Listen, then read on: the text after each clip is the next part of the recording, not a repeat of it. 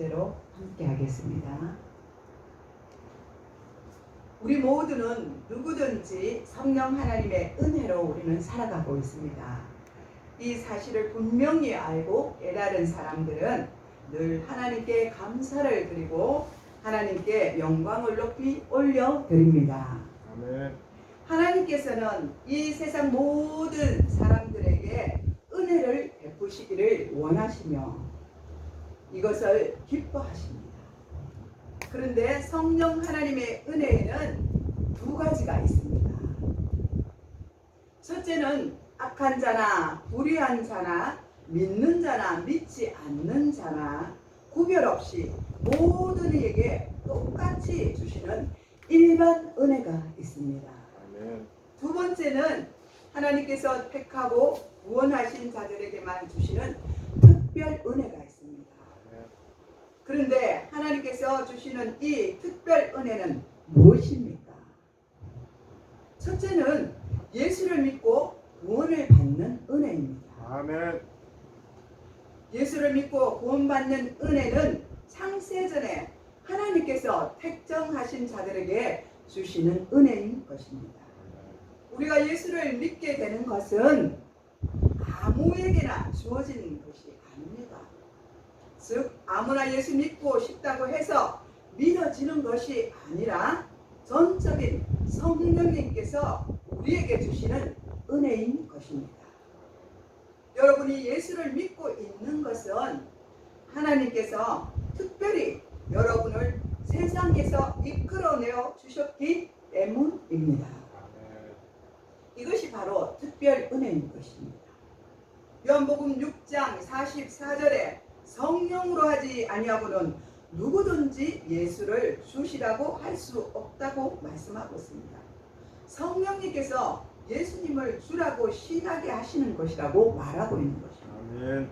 또 고린도전서 12장 3절에 보면 이와 같이 예수를 믿게 되는 것은 성령의 은혜라고 말씀하고 있습니다. 아멘. 교회에 나오는 수많은 사람들을 보면 모두가 그리스도인이지만 그 중에는 더러는 예수님을 인격적으로 만나지 못한 분들도 있습니다.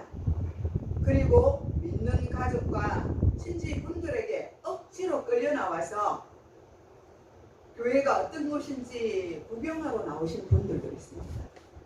전적으로 교회의 믿음을 가지고 나와야 되는데 이분들은 구경을 하러 나오는 것입니다. 더러는 교회에 예쁜 자매나 잘생긴 교회 오빠가 있다고 하기에 또 결혼의 목적을 두고 나오시는 분들도 많이 있습니다. 이렇든 저렇든지 어떠든지 교회에 나와 다니다 보면 우리가 믿음이 자라게 되어 있습니다.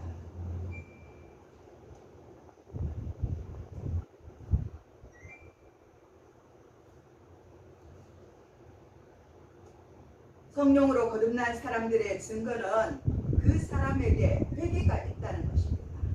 교회에 다닌 지 얼마 되지 않았는데도 성전에 들어오면 눈물을 흘리고 기도하는 분들을 우리가 볼 수가 있습니다. 그분들은 이미 앉자마자 성령의 체험을 하는 것입니다. 은혜를 받고 있다는 것입니다. 이런 분들은 믿음이 급속도로 성장하는 분들입니다.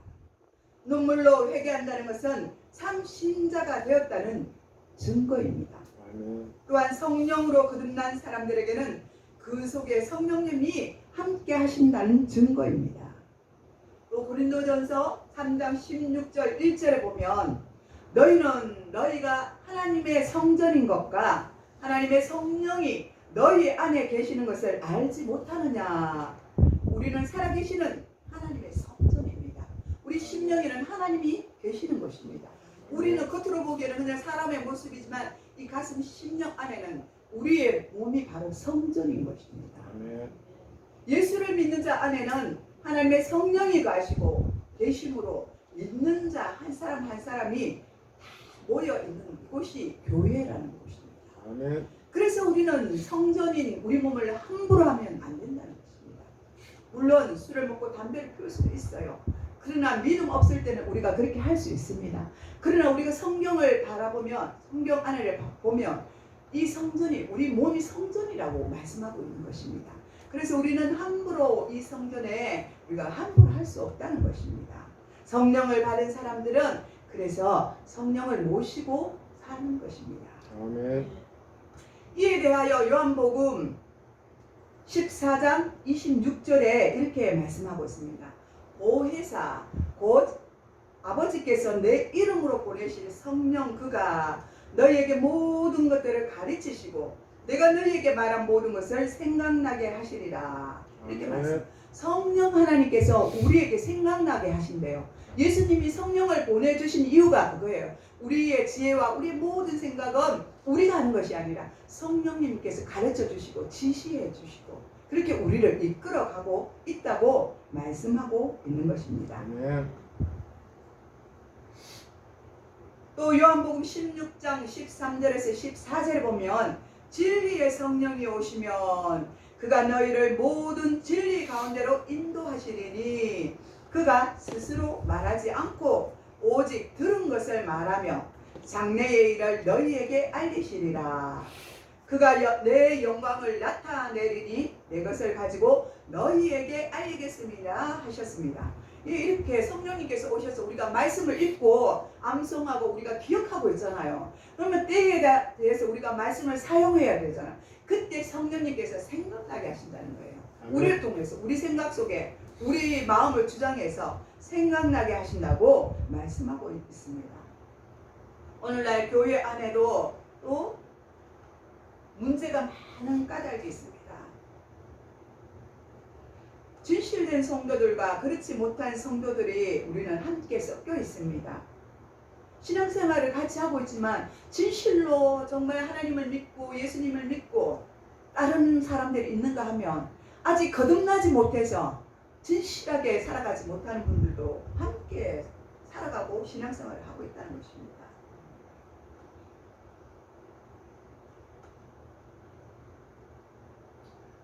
믿음 없이 열심히 봉사하다 보면 집사가 되기도 하고 권사가 되기도 하고 장로가 되기도 하고 이런 사람들이 직분을 받음에도 믿음의 사람들로서 상식 이하의 행동을 합니다.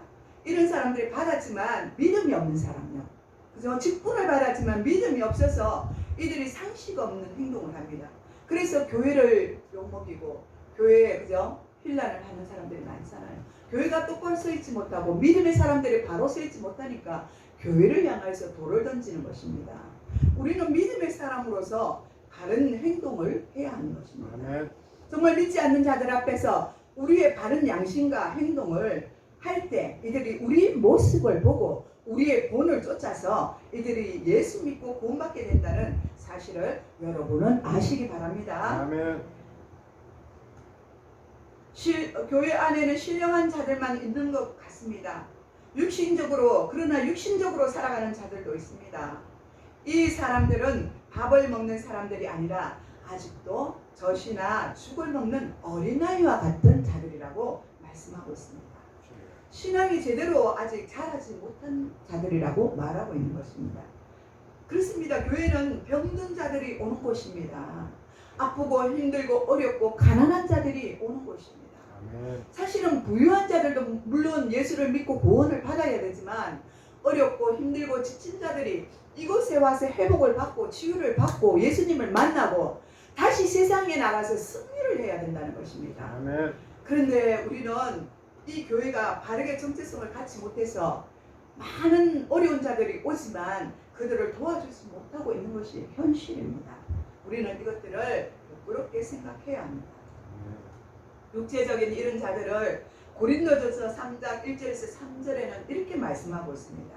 형제들아 내가 신령한 자들을 대함같이 너희에게 말할 수 없어서 육신에 속한 자 곧 그리스도 안에서 어린 아이를 대함과 같이 하노라. 내가 너희를 젖으로 먹이고 밥으로 아니하였노니 이는 너희가 감당하지 못하였음이거니와 지금도 못하리라. 아직도 육신에 속한 자로다 이렇게 말하고 있습니다.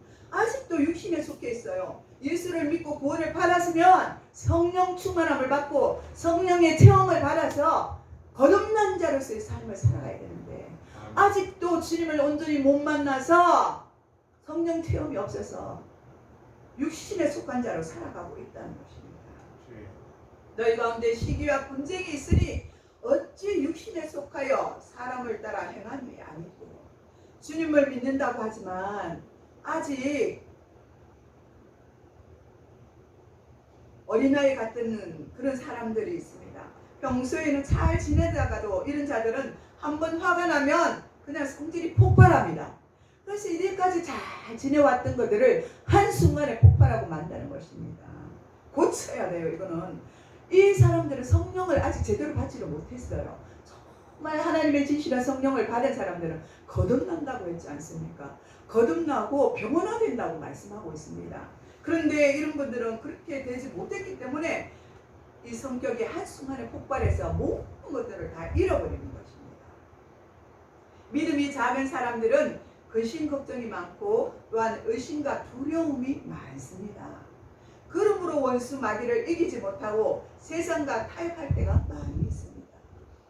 이것쯤은 여기까지는 괜찮겠지. 우리가 한 번 내밀고 두 번 내주고 세 번 내주고 하다 보면요, 다 신앙을 잃어버려요. 우리가 딱 정지선을 가지고 여기까지는 아니다 하고 딱 우리가 믿음 안에 신앙을 갖고 있어야 되는데, 우리가 세상 사람들 만나면서 이것도 내주고 저것도 그래 뭐 나는 예수를 믿으니까 마음이 좋아 이러면서 자꾸 우리 신앙적으로 내줄 때 그때 우리 믿음은 다 잊어버리는 것입니다. 절대로 그렇게 하면 안 됩니다. 믿음이 작은 사람들은 근심 걱정이 많고 의심과 두려움이 많습니다. 그러므로 원수 마귀를 이기지 못하고 세상과 타협할 때가 참 많이 있습니다. 이와 같은 사람들은 끊어야 할 것을 아직도 철저히 끊어내지 못했기 때문입니다. 우리 예수님을 모시고 산다고 하지만 예수님을 나의 왕, 나의 주인으로 모시지 못하고 자기 자신이 왕 노릇하며 살아가고 있다는 증거입니다. 이러한 사람들은 자신의 뜻대로 사는 것이지 주님의 뜻대로 산다고 볼 수가 없습니다. 주님을 그저 자신을 도와주는 분으로만 생각합니다. 알라딘 아시죠? 요술램프. 예, 그렇게 생각한다는 것입니다. 요술램프, 진이야 이것 좀 해줘, 뭐 좀 해줘 이러면 뻥 나와서 해주는 것처럼 예수님을 그렇게 생각한다는 거죠. 우리가 예수님을 인격적으로 만나지 못하고 예수님이 어떤 분인지 알지 못하기 때문에, 하나님이 뭐라 그래요? 하나님을 알려면 높이와 길이와 넓이와 깊이를 알라고 했거든요. 그것이 말씀 안에 있어요.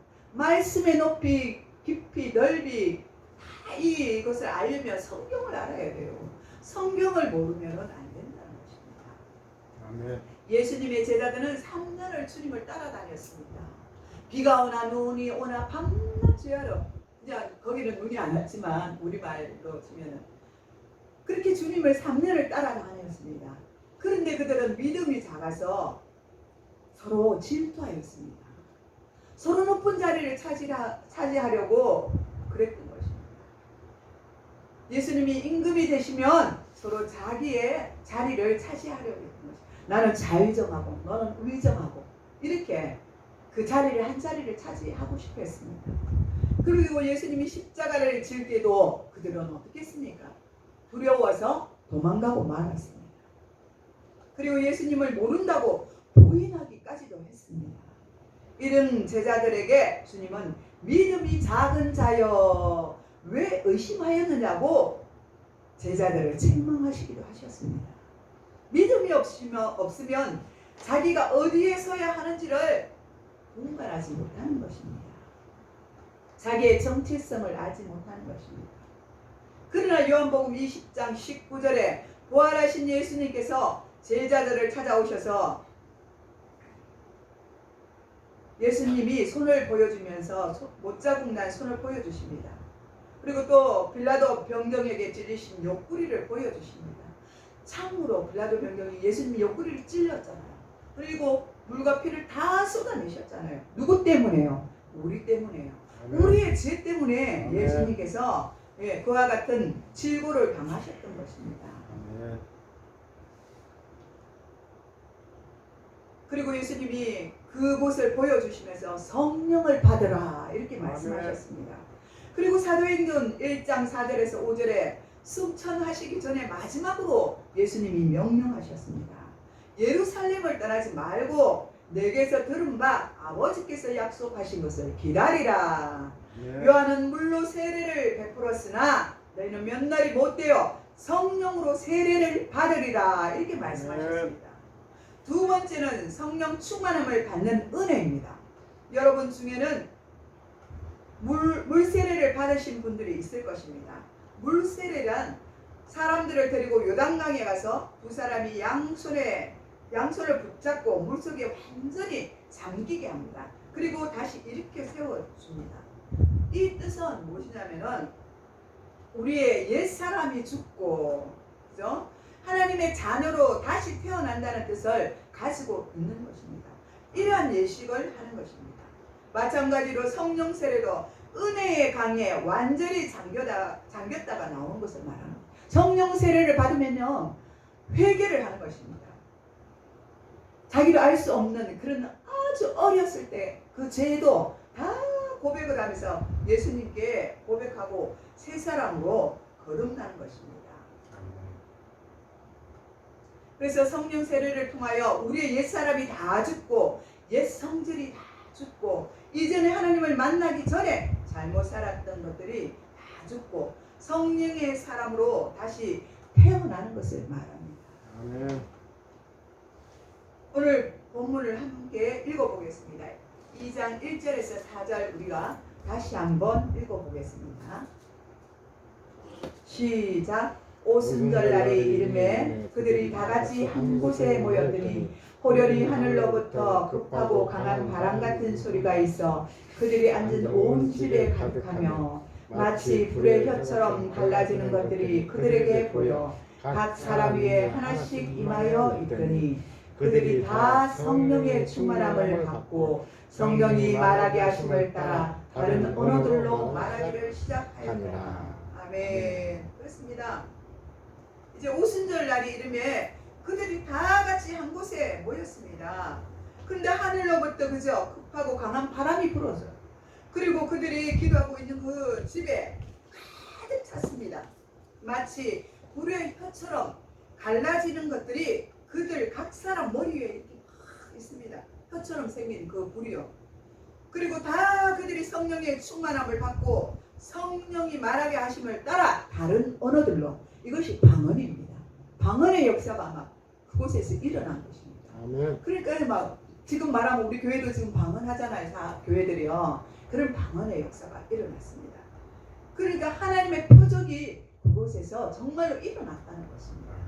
이전에는 믿음이 없을 때는 제가요, 설마 성경을 읽으면서 몰랐어요. 설마 그런 일이 어디서 일어나? 이러면서 그랬어요. 그런데 이제 제가 신학을 하면서 공부를 하면서 쭉 보니까 정말 성경에 그렇게 기록되어 있는 것입니다. 그리고 우리가 더 정확히 알 수 있는 것은 성령 충만함을 받은 사람들, 그리고 방언을 사모하는 자들이 받더라고요. 그렇게 언어가 우리 혀가 다 꼬여가지고 방언으로 말을 하는 거예요. 방언은 누가 들을 수 있습니까? 하나님만 들을 수 있어요. 아멘. 그리고 통역하는 사람이 있으면 방언의 은사를 받은 사람들은, 통역의 은사를 받은 사람들은 또 이들이 통역을 해서 알려주기도 합니다. 이런 놀라운 일들이 일어났다는 것입니다. 실제적으로. 그러면 오늘날에도 안 일어날까요? 일어납니다. 아멘. 우리가 믿지 않기 때문입니다. 그 시대에 하나님의 역사를 그들은 믿고 있었고 오늘 이 시대에 우리가 믿어야 합니다. 아멘. 하나님의 거룩하심으로 우리가 정말 하나님 앞에 바르게 살아가야 이와 같은 놀라운 일들이 일어나는 것입니다. 그래서 120명의 성도들이 모였습니다. 그곳에 예수님이 승천할 당시에는 500명의 문도들이 있었어요.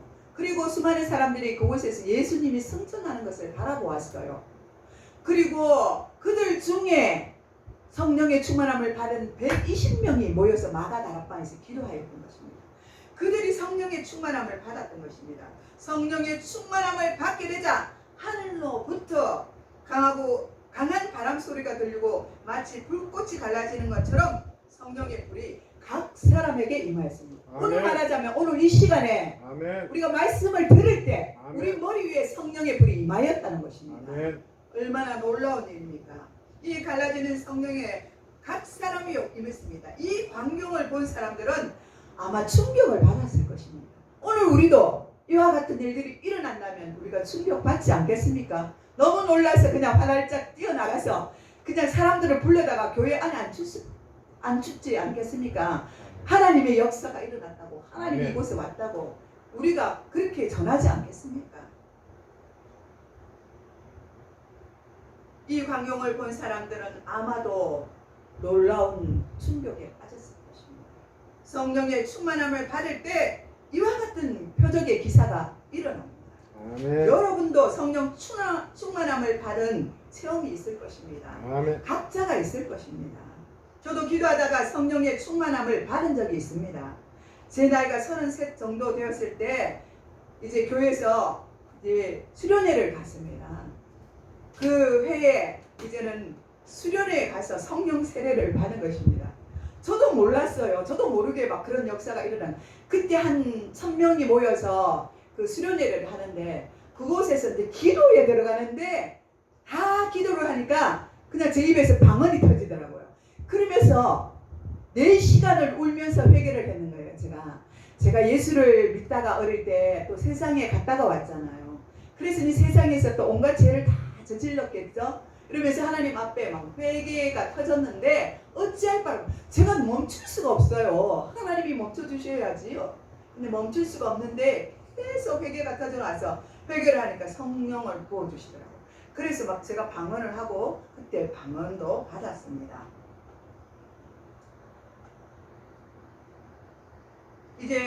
그래서 이제 다시 이제 세상에 갔다 저는 돌아와서 새롭게 신앙생활을 시작하던 그 여름에 저희 교회에서 이제 수련회를 갔다가 이렇게 받았는데 그곳에서 수많은 사람들이 모여 예배 드리기도 하고 그 중에 성령의 충만한 불을 받는 사람들도 있었고 또 그때 제 입술에 지난날의 잘못을 회개하는 역사도 봤습니다.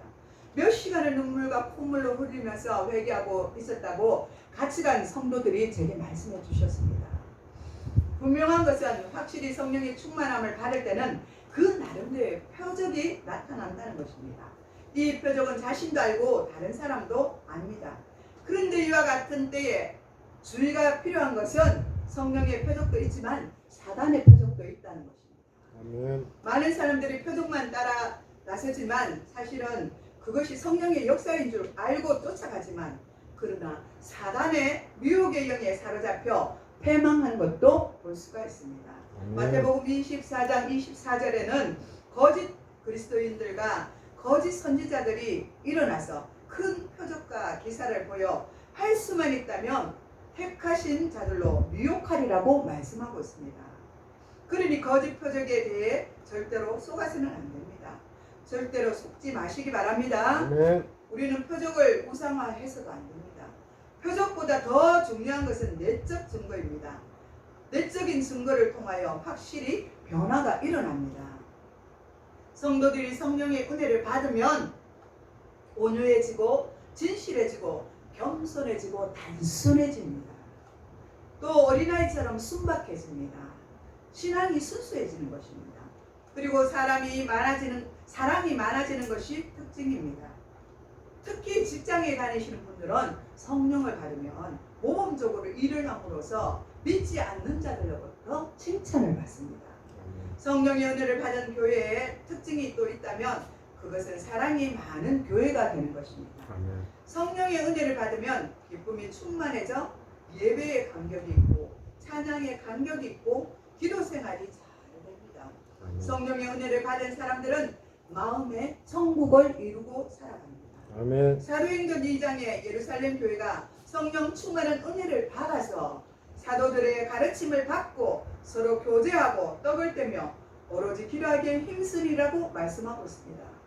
성령의 은혜를 받은 우리 성도들은 먼저 배우기에 앞장서 열심히 배워야 합니다. 많은 은혜를 받았다면 또 체험을 많이 받았다면 말씀 공부를 제대로 해서 말씀 무장을 해야 합니다. 그래야 성령의 역사인지 악령의 역사인지를 알 수가 있는 것입니다. 성령의 은혜를 많이 받은 사람일수록 말씀을 사모하고 말씀을 배우는 것을 즐거워하고 기뻐해야 합니다. 사도행전 43절에 보면 사람마다 두려워하는데 사도들로 말미암아 기사와 표적이 많이 나타나니 기도에 힘쓰다 보면 기도의 능력이 생겨 기사와 표적이 많이 나타날 수가 있습니다. 아멘. 또 45절과 46절에 보면 믿는 사람들이 다 함께 있어 모든 물건을 서로 통용하고 또 재산과 소유를 팔아 각 사람에게 필요를 따라 나누어 주며 은혜를 받은 성도들은 하나님과 성도들에게 드리고 나누어 주는 것을 기뻐하는 것입니다. 46절에 보면 날마다 마음을 같이하여 성전에 모이기를 힘쓴다고 말씀하고 있습니다. 그들은 날마다 한 마음으로 교회에 모였습니다. 교회에 모여서 교회 일들을 하기에 힘썼다는 것입니다. 47절에 보면 하나님을 찬미하며 또 온 백성에게 칭송을 받으니 주께서 구원받은 사람들을 날마다 나게 하시니라. 그들은 온 마음을 다해 하나님을 찬송하였습니다. 이때 그들의 주위에는 좋은 소식이 났습니다. 이 말은 전도의 문이 활짝 열렸다는 것입니다. 하루에도 5,000명씩 모여들어 교회가 붕의 역사가 일어났다는 것입니다. 교회는 나누어주고 구워주고 치료해주고 하나님의 말씀을 가르쳐주는 곳이 되어야 합니다. 아멘. 교회는 섬겨야 합니다. 아멘. 우리끼리만 잘 먹고 잘 살았으면 안 됩니다. 이것이 성령의 은혜가 있는 교회입니다. 아멘. 앞으로 우리 교회가 이런 일들을 감당해야 할 줄 믿습니다.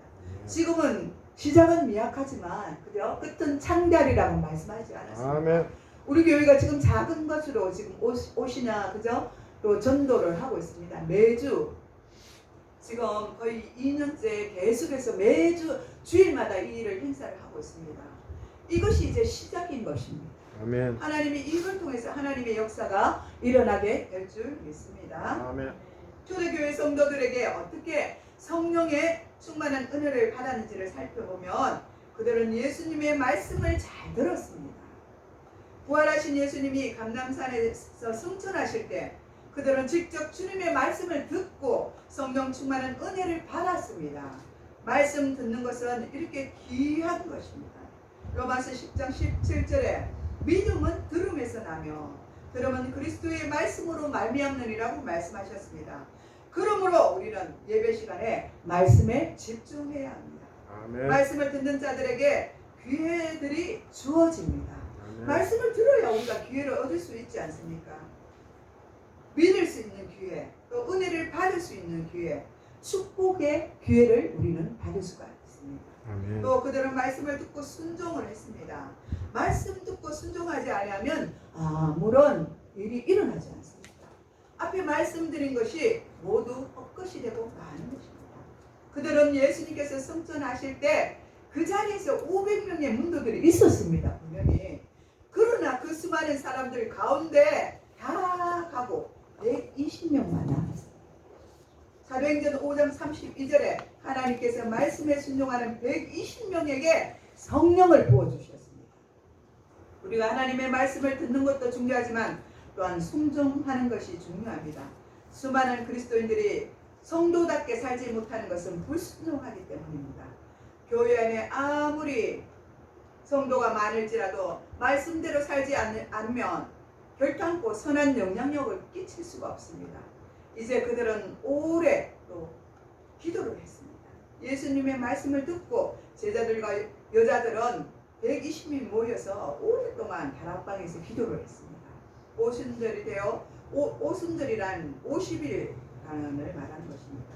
이 기간에 순전히 기도에만 전념을 했습니다. 그러자 그들이 성령의 충만함을 받았습니다. 이제 마지막으로 그때 그들은 철저히 회개를 하였던 것입니다. 사도행전 2장 37절에서 38절에 그렇게 증언하고 있습니다. 그들이 이 말을 듣고 마음에 찔려 베드로와 다른 사도들에게 물어 이르되 형제들아 우리가 어찌할꼬 하거늘 베드로가 이르되 형제들아 우리가 어찌할꼬 하거늘 회개하여 각각 예수 그리스도의 이름으로 세례를 받고 죄사함을 받으라. 그리하면 성령의 선물을 받으리니 우리 안에 성령을 받으면 우리 마음을 비워야 합니다. 우리가 이 마음을 비우지 아니하면 안 됩니다. 그리고 회개하여 마음을 깨끗하게 해야 합니다.